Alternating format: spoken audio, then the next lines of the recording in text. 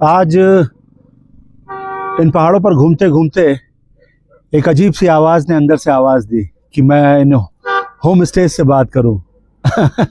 आप भी सोच रहे होंगे होम स्टे से बात।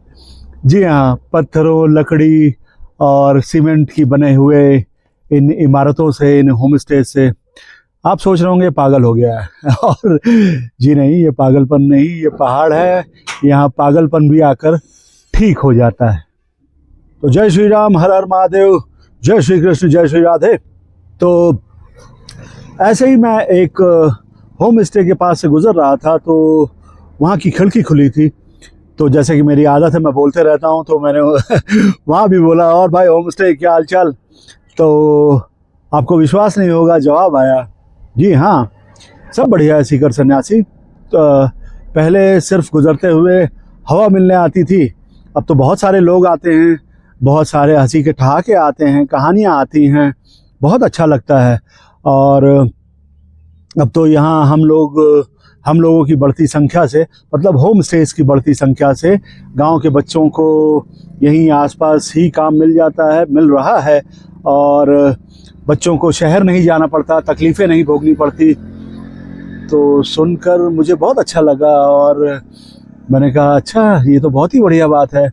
मैं मुस्कुराया, वो मुस्कुराया और फिर मैं वहाँ से आगे बढ़ा। आगे आया तो एक थोड़ा पुरानी डल सी दिख रही इमारत मिली। तो मैंने उससे पूछा कि भाई तुम ऐसी क्यों दिख रही हो, क्या तुम खुश नहीं हो क्या? उसने कहा नहीं, खुश तो बहुत हूँ, अच्छा है, रोज़गार बढ़ रहे हैं, अपने पहाड़ी बच्चों को यहाँ काम मिल रहा है, चूल्हा जल जाता है, बच्चों की शिक्षा हो जाती है, फीस अरेंज हो जाती है, सब कुछ अच्छे से चल रहा है, मैं खुश क्यों नहीं होंगी। तो बस हाँ, थोड़ी सी जो यहाँ पे भीड़ की वजह से शांति कम हुई है, वो थोड़ा मुझे बेचैन करती है। पहले पूरा प्रकृति की गोद में थी, प्राकृतिक साथ था, अब इंसानों के हाथ में आ गई हूँ। पता नहीं आगे आने वाले समय में क्या होगा। सुनकर मैं कोई जवाब नहीं दे पाया, शांति से मैं मुस्कुरा कर आगे चल दिया। फिर आगे बढ़ा। आगे एक घुमावदार पगडंडी मिली जिस पर सूरज अपनी रोशनी ऐसे बिखेर रहा था जैसे कि कोई पुरानी याद किसी डायरी में नोट करता हो। तो मैंने रास्ते से पूछा, तुम क्या सोचते हो? तो बोला, यार सीकर, मैं तो रास्ता हूँ, हमेशा खुला रहता हूँ, लोग आते हैं जाते हैं, मैंने कभी किसी को नहीं रोका। और हाँ, होम स्टेज बढ़ रहे हैं, बन रहे हैं, खुशी की बात है, यहाँ के लोगों को काम मिल रहा है, रोज़गार मिल रहा है, लोगों को बाहर नहीं जाना पड़ता। सेम बात है, जो तुम किसी से भी पूछोगे तो वो यही बोलेगा, खुश है। लेकिन हाँ, जो थोड़ा बढ़ता शोर हो गया है उसकी वजह से थोड़ी बेचैनी होती है, लेकिन क्या कर सकते हैं, जिंदा चीज़ों का स्वभाव होता है बदलना, और प्रकृति का भी, तो कुछ कर नहीं सकते। यही सोचते हुए थोड़ा और आगे बढ़ा तो एक बहुत ही शांत, बहुत ही खूबसूरत एक होम स्टे मिला, जो शायद उसके टॉप पे, टेरेस पर देवदार के वृक्ष की परछाई थी और उसकी दीवारों पर ठंड में ओस की बूंदों का स्पर्श था।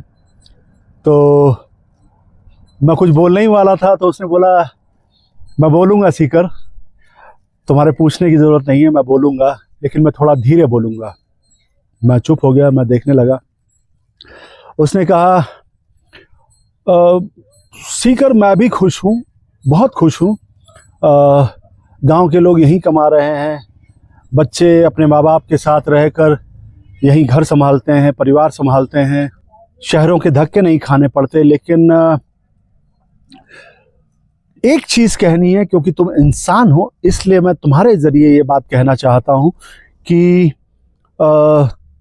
किसी शांत जगह पर आकर, एक अनजान शांत जगह, खूबसूरत जगह आकर, तुम इंसान जो वहाँ पर सुंदरता को बढ़ाते हो और ज़्यादा बढ़ाते हो, सुविधाएं बढ़ाते हो, रोज़गार बढ़ाते हो, तो उसको संभालना भी बहुत ध्यान से। मैं चुप रह गया, मैं कुछ बोल नहीं पाया। उसने कहा, संभालना इसलिए ध्यान से कि हम जो होम स्टेज है, हमेशा हमेशा नीले आसमान के साथ ही इन पहाड़ और पहाड़ों की आत्मा के साथ रह सकें। और इतना कहकर वो एकदम चुप हो गया, एकदम खामोश। मैंने उसकी तरफ देखा, वो एकदम चुप हो गया था। मैं कुछ नहीं बोला, चुपचाप आगे बढ़ गया और मैं सोचने लगा कि इमारतें हम इंसान नहीं बनाते, इमारतें हम इंसानों को बनाती हैं। और जब पहाड़ों पर होम स्टेज बात करने लग जाएं तो ये समझ लेना चाहिए कि व्यापार और पर्यटन ही नहीं, यहाँ पर प्रकृति के साथ प्रगति और तरक्की का संगम हो रहा है। तो और मैं क्या कहूँ, आपका 46 ईयर ओल्ड हैंडसम लड़का सीकर सन्यासी आज के लिए साइनिंग ऑफ। खुश रहिए, मस्त रहिए।